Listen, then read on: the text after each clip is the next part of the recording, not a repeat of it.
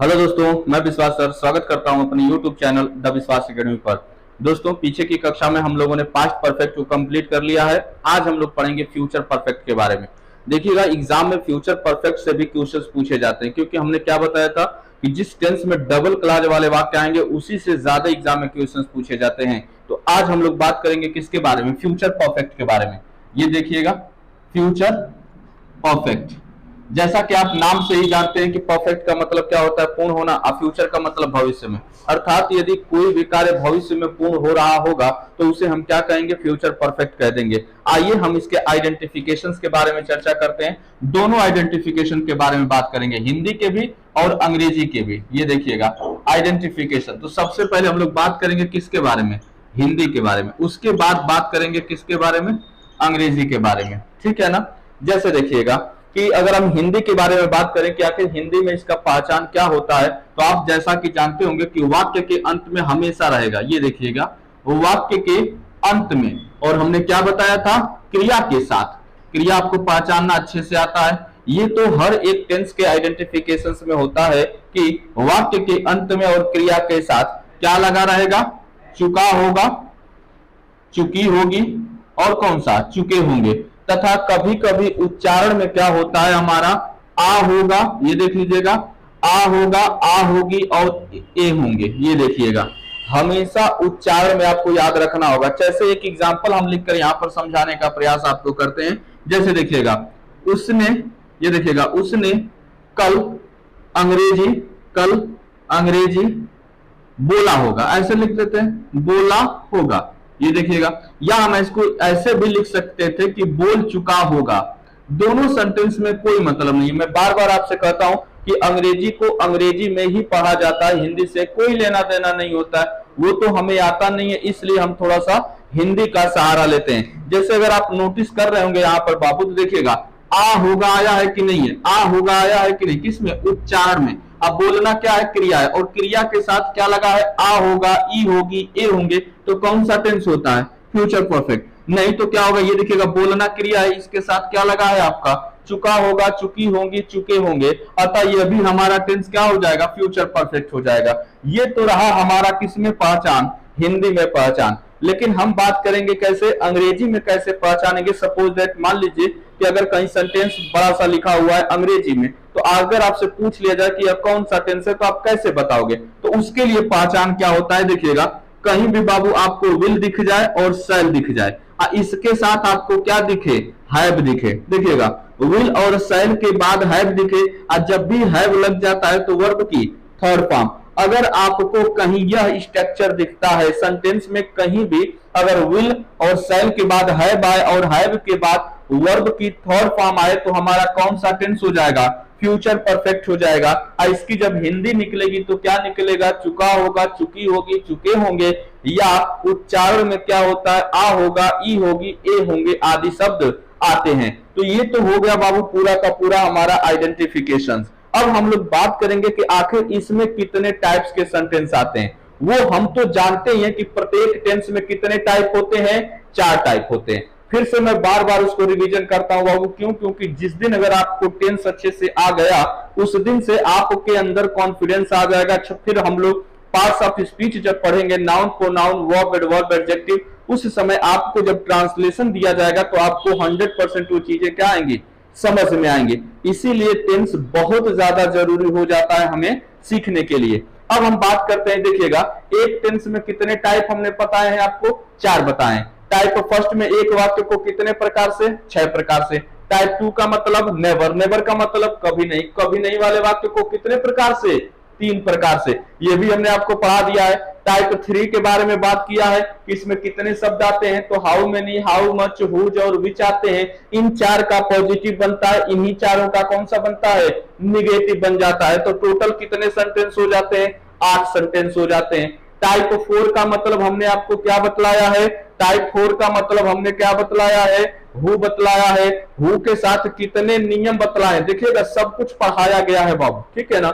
अगर आप थोड़ा सा फोकस करेंगे तो अंग्रेजी सीखने के लिए आपको कोई रोक नहीं सकता है। बस थोड़ा सा फोकस करने की जरूरत है। ये बताइएगा, नियम कितने बताए हैं? 3 नियम। अच्छा, इस हु वाले वाक्य को कितने प्रकार से बनाया जाता है? 2 प्रकार से। अगर आप काउंट करेंगे तो देख रहे हैं ना, 6 3 9 8 17 2 19, यानी कि एक वाक्य को कितने प्रकार से बनाया जा सकता है? 19 प्रकार से। लेकिन हमें याद क्या रखना है, यहां पे मैं लिख रहा हूं बाबू, थोड़ा सा समझिएगा कि फ्यूचर परफेक्ट में कितने टाइप्स के सेंटेंस हम देखने को हमें मिलता है। इसमें हम बात करेंगे सबसे पहले कि सिंगल क्लॉज वाला वाक्य। ये देखिएगा, अब क्लॉज का मतलब हम बार बार आपसे बोलेंगे बाबू, जब भी आपसे कोई क्लॉज की डेफिनेशन पूछे आप यही कहिएगा कि वह सेंटेंस जिसमें कम से कम एक सब्जेक्ट और एक वर्ब हो, वही हमारा क्या होता है?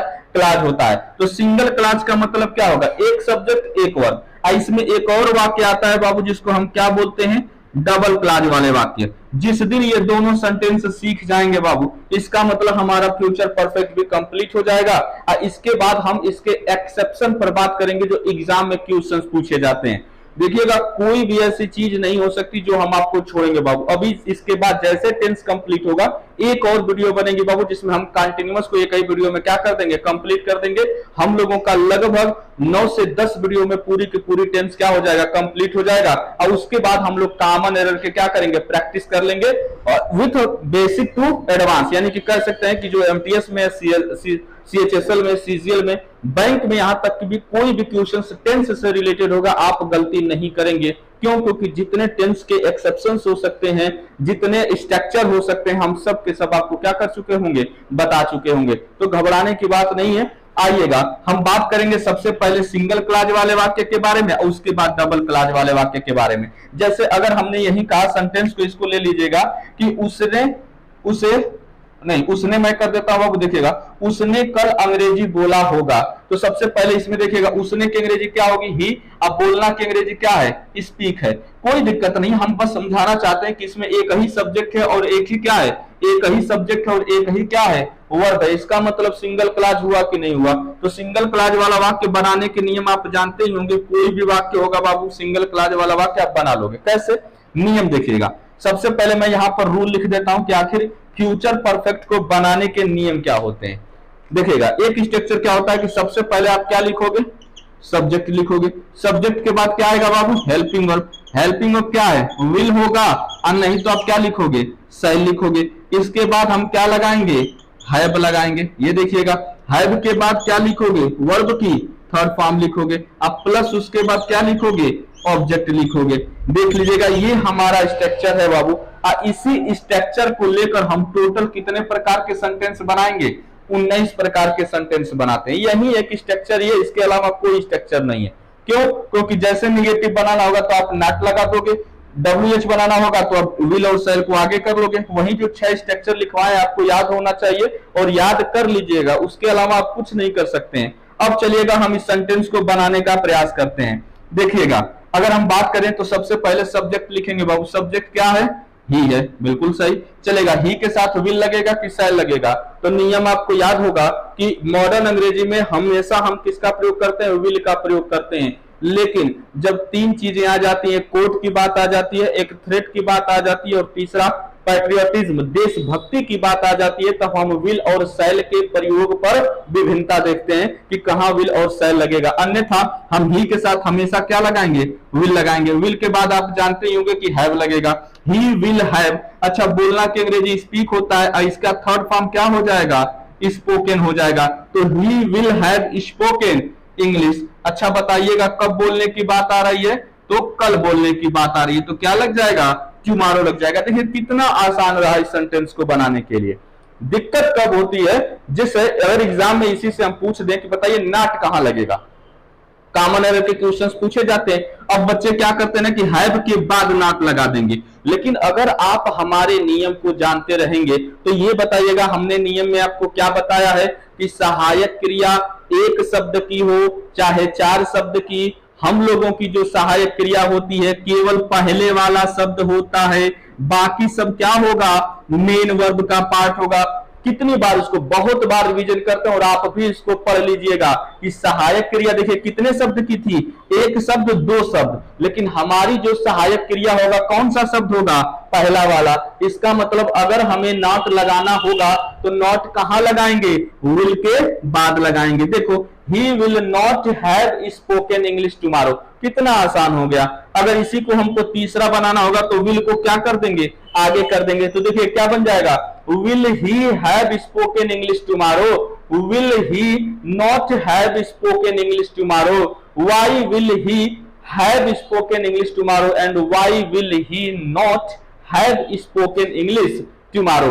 वही 6 प्रकार के सेंटेंस बाबू जो बार बार हम आपको प्रत्येक वीडियो में बताते हैं, क्योंकि अगर ये आपने सीख लिया, 19 प्रकार के सेंटेंस बनाना, इसका मतलब दुनिया का कोई भी ऐसा हिंदी ट्रांसलेशन नहीं होगा कि आप उसको बना पाए, ऑन कंडीशन दैट कि आपको वकैब आनी चाहिए। जिस दिन बाबू टेंस की वीडियो हमारी कंप्लीट होगी उस दिन से हम प्रैक्टिस सेशन भी और वकैब की भी वीडियो हम क्या करेंगे, आपके लिए प्रोवाइड कराना शुरू कर देंगे। इसीलिए बाबू अगर आपने चैनल को सब्सक्राइब नहीं किया, अगर आप तैयारी एसएससी की कर रहे हो या अंग्रेजी सीखना चाहते हो तो प्लीज हमारे चैनल को सब्सक्राइब करिए और दोस्तों के साथ शेयर भी करिए।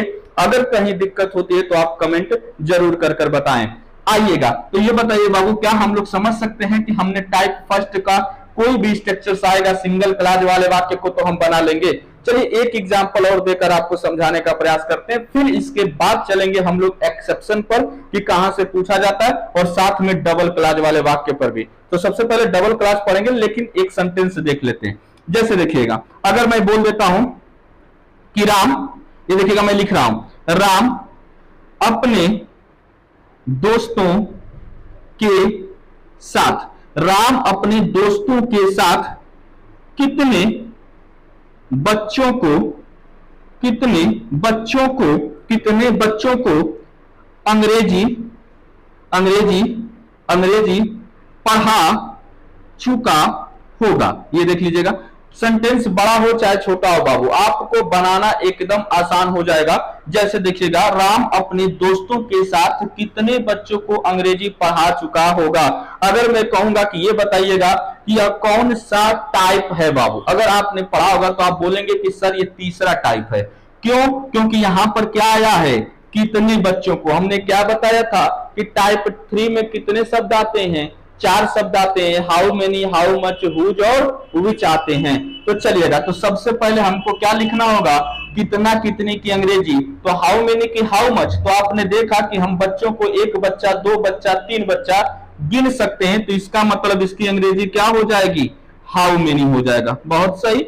उसके बाद तुरंत नियम क्या कहता है कि जो इसके साथ नाउन लगा रहता है उसी को हम क्या करेंगे, लिख देंगे। तो क्या हो गया, हाउ मेनी चिल्ड्रेन हो गया। इसके बाद कौन सा टेंस है बाबू, चुका होगा, चुकी होगी, तो सहायक क्रिया क्या लगेगा, विल लगेगा। विल के बाद बताइएगा सब्जेक्ट कौन सा है, राम है। राम के बाद क्या लगाओगे, हैव लगाओगे। पढ़ाना की अंग्रेजी क्या होगी, टॉच होगी। क्या पढ़ा रहा है, अंग्रेजी पढ़ा रहा है। किसके साथ, विथ हो जाएगा। ये देखिएगा विथ हो गया। और बात करते हैं अपने दोस्तों के साथ, तो विथ और अपना अपनी की अंग्रेजी क्या हो जाएगा, हिज फ्रेंड्स हो जाएगा। देखिएगा यहां क्या लग जाएगा, क्वेश्चन मार्क लग जाएगा। कितना आसान रहा सेंटेंस बनाने में। अगर आपको दिक्कत हो रही होगी तो हम इसी स्ट्रक्चर को देखिए कैसे इसमें फिट करते हैं। सबसे पहले ये क्या लिख दिया गया बाबू, WH वर्ड, ये देखिएगा। उसके बाद क्या लिखा, helping verb, WH word helping verb. उसके बाद क्या लिखा, सब्जेक्ट लिखा। सब्जेक्ट के बाद क्या आया हमारा, वर्ब आया। वर्ब के बाद क्या आ गया, ऑब्जेक्ट आ गया। और उसके बाद जितना कुछ बचा है हमने क्या किया है, लिख दिया है। स्ट्रक्चर देखो यही वाला था कि नहीं था, यानी सेंटेंस छोटा हो और चाहे बड़ा हो, अगर आप स्ट्रक्चर को फॉलो करेंगे तो 110% बाबू आप चीजों को सही से क्रम से सिंटेक्स का फॉलो करते हुए वाक्य को क्या कर सकते हैं, बढ़िया से लिख सकते हैं। चलिएगा, तो मैं उम्मीद करता हूं बाबू कि सेंटेंस इन चारों टाइप्स में से कोई भी आ जाएगा, आप बना लोगे कि नहीं। चलिए जैसे मैं इसी में पूछ दूंगा टाइप 2 के बारे में। ये बताइए नेवर लगाना होगा, कहां लगाएंगे। अगर मैं आपसे पूछ दूं इसी सेंटेंस में, आप देखिएगा कि राम अपने दोस्तों के साथ कितने बच्चों को अंग्रेजी कभी नहीं पढ़ाया होगा, कभी नहीं पढ़ाया होगा, आ होगा, ई होगी, और उसमें कौन सा शब्द आ गया, कभी नहीं। तो नेवर लगाना होता है कि नहीं। और नियम क्या कहता है बाबू कि नेवर का प्रयोग हमेशा मेन वर्ब से ठीक पहले करते हैं। इसका मतलब बताइएगा मेन वर्ब हमारा कौन सा होगा, हैव टॉट होगा। अर्थात जब भी नेवर लगाएंगे कहां लगाएंगे बाबू, हैव के पहले लगाएंगे। अगर हमको इसी में नॉट लगाना होता तो कहां लगाते, राम के बाद लगाते। क्यों? क्योंकि सब्जेक्ट के बाद नॉट लगता है। अगर इसी का दूसरा स्ट्रक्चर लिखते तो सब्जेक्ट के बाद नॉट आता। अगर आप क्रम से बाबू वीडियो पढ़ रहे होंगे तो मैं 100% दावे के साथ कह सकता हूं कि आपको पूरी की पूरी अंग्रेजी समझ में अच्छे से आ रही होगी। लेकिन अगर आप एक आध वीडियो मिस करेंगे तो कहीं ना कहीं समस्याएं होंगी बाबू। क्यों? क्योंकि हम पूरा वीडियो क्रम से डाल रहे हैं। एक बार पूरा वीडियो पढ़ जाएगा, उसके बाद आप देखेंगे जिस दिन आपको नाउन प्रोनाउन वर्ब जब पढ़ाई जाएगी ना तो आप फील करेंगे कि हाँ हम एकदम अलग पढ़ रहे हैं और सबसे आसान पढ़ रहे हैं। 110% बाबू आप एग्जाम में क्वेश्चन बना पाओगे, भरोसा रखिए। आइए हम लोग चर्चा करते हैं। तो क्या मैं उम्मीद करूं कि फर्स्ट वाला क्लास हमारा बहुत अच्छे से कंप्लीट हो गया। चलिएगा तो आइए हम लोग सेकंड क्लास के बारे में देखते हैं, उसके बाद एक्सेप्शन के बारे में देखेंगे। आइए डबल क्लास वाले वाक्य को देखते हैं हम लोग, ठीक है ना। डबल क्लास वाले वाक्य ये देखिएगा। डबल क्लास आपने पीछे पढ़कर हम लोग आए हैं पास्ट परफेक्ट के डबल क्लास वाले वाक्य। वही सेम कंडीशन इसमें होता है, लेकिन टेंस बदला है तो हेल्पिंग वर्ब भी बदलेगा और टेंस की प्रकृति भी बदलेगी। उसी को याद रखना है बाबू, ठीक है ना। उसी से क्वेश्चंस भी पूछे जाते हैं। सबसे पहले हम ये देखेंगे कि डबल क्लास वाले वाक्य में हिंदी में क्या आता है। तो वही सेम कंडीशन बाबू, पहले या पहले ही। दूसरा क्या आएगा, बाद या कौन सा शब्द आपको दिखने को मिलेगा, पश्चात शब्द दिखने को मिलेगा। इन दोनों की अंग्रेजी आप अच्छे से जानते होंगे। पहले और पहले ही की अंग्रेजी क्या होती है, बिफोर होता है। बाद या पश्चात की अंग्रेजी अगर हम आपसे पूछें तो क्या कहोगे कि सर इसकी अंग्रेजी क्या होती है, आफ्टर होता है। अर्थात पहले और पहले ही की अंग्रेजी बिफोर, अब बाद या पश्चात की आफ्टर। अब हम एक हिंदी ट्रांसलेशन लिख रहे हैं, थोड़ा सा समझने का प्रयास करिएगा। हिंदी में हमने लिखा कि राम घर, देखिएगा, राम घर जाने से पहले, राम घर जाने से पहले वह अपना, देखिएगा, वह अपना कार्य समाप्त कर चुका होगा। सबसे पहले हम सेंटेंस के कहां पर जाते हैं बाबू, वाक्य के अंत में जाएंगे। और जैसे ही आप वाक्य के अंत में पहुंचेंगे तो आपको क्या दिखेगा, चुका होगा, चुकी होगी, और तुरंत एक आपको शब्द दिखेगा, कौन सा बाबू, पहला। यानी कि पहले दिख गया और चुका होगी, चुके होगे दिख गया। तो इसका मतलब कौन सा टेंस है जो हम लोग पढ़ रहे हैं, कौन सा टेंस बाबू, फ्यूचर परफेक्ट हो जाएगा। पहचान तो बहुत अच्छे से हम लोग जान चुके हैं। अब आइएगा एक बाद वाला सेंटेंस हम लिखकर कोशिश करते हैं।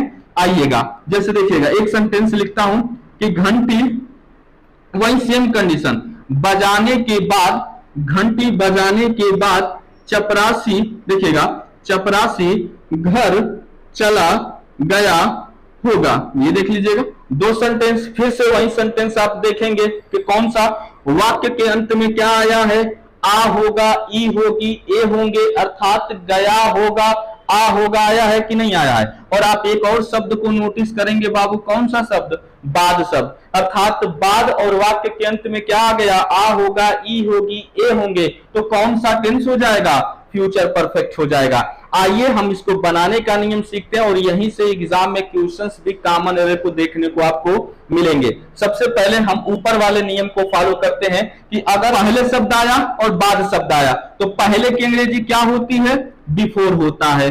अब बाद की अंग्रेजी क्या होती है, आफ्टर होता है। बिफोर का मतलब क्या होता है, पहले, यानी कि इसके पहले हम कौन सा टेंस लगाएंगे, फ्यूचर परफेक्ट लगाएंगे। ये देखिएगा, इसके बाद, बिफोर के बाद अगर एक फ्यूचर परफेक्ट में होगा बाबू तो दूसरा किस में करेंगे हम लोग, सिंपल प्रेजेंट में करेंगे। ये देखिएगा, किस में करेंगे, सिंपल प्रेजेंट में करेंगे।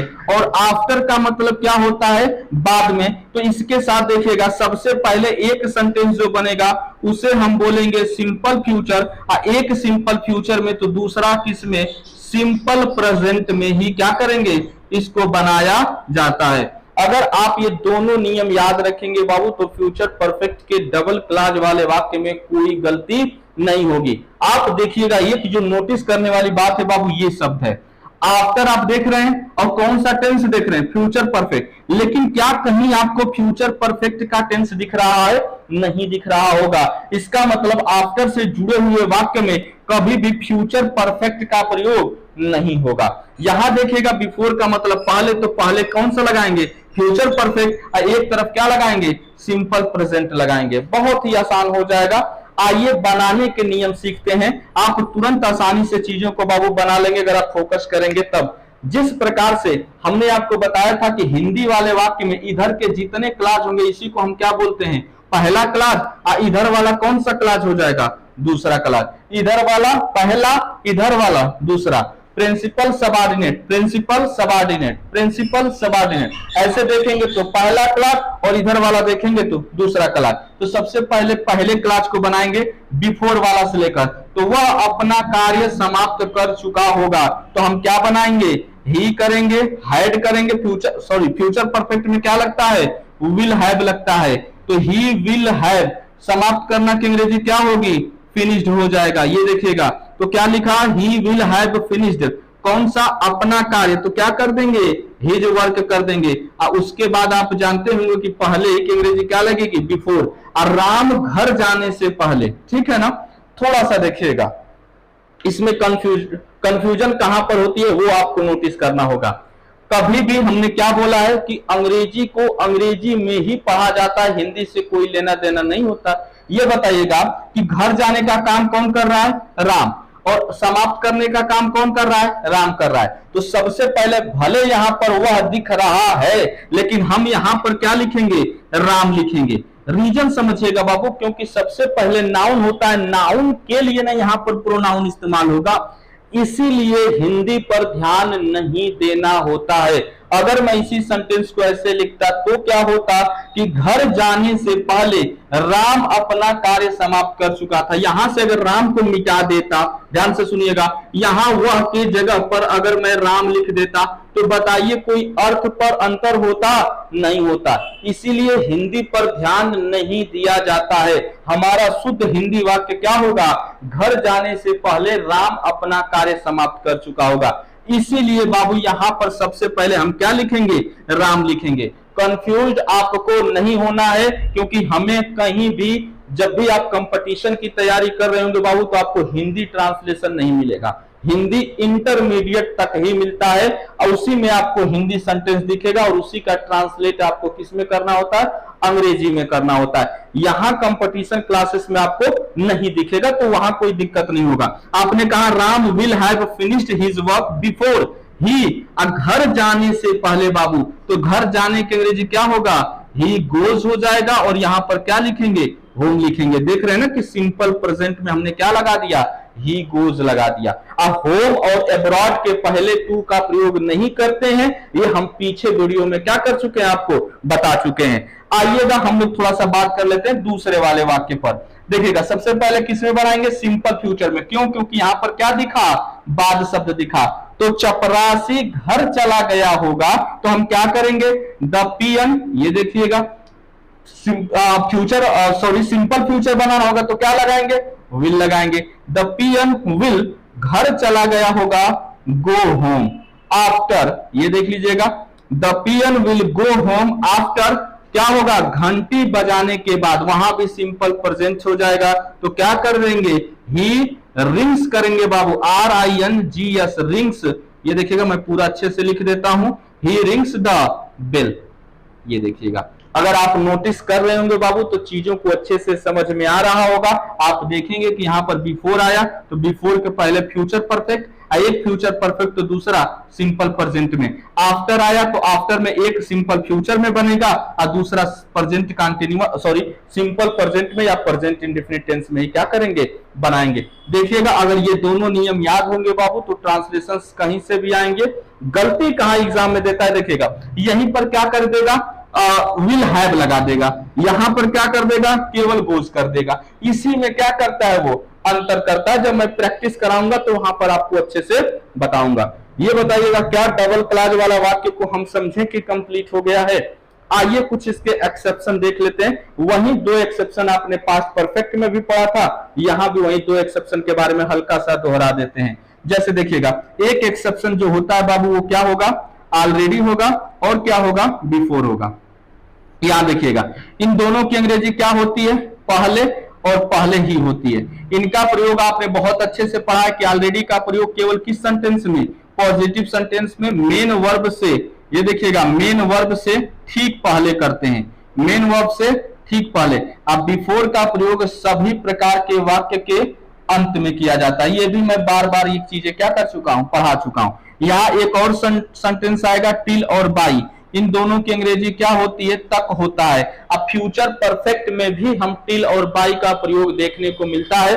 जैसे मैं कह दूंगा कि इंडिया 7 बजे तक मैच जीत चुकी होगी, तो मैं सेंटेंस क्या बनाऊंगा कि देखिएगा इंडिया विल हैव ऑन, ये देखिएगा द मैच, ये देखिएगा on the match till 7 o'clock, ये देख रहे हैं ना 7 o'clock। तो यहां पर जो चीजें लगी हैं टिल और बाई, ये देख रहे हैं ना कि समय से पहले और वाक्य के अंत में, अर्थात फ्यूचर परफेक्ट में टिल और बाई का और पास्ट परफेक्ट में टिल और बाई का प्रयोग होता है, लेकिन प्रेजेंट परफेक्ट में टिल और बाई का प्रयोग नहीं होता है, क्योंकि हम ऐसे सेंटेंस नहीं बोल सकते हैं कि इंडिया 7 बजे तक मैच जीत चुकी है, नहीं बोल सकते हैं। चीजें समझ में आ गई।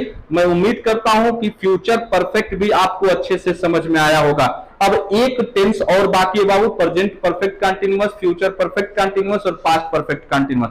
ये तीनों को कल हम लोग क्या करेंगे, एकदम अच्छे से एक ही वीडियो में कंप्लीट कर लेंगे। इसमें सबसे मोस्ट इंपॉर्टेंट रूल सिंस और फार का होता है। तो आज के लिए इतना ही, मिलते हैं आपसे नेक्स्ट वीडियो में, तब तक के लिए धन्यवाद।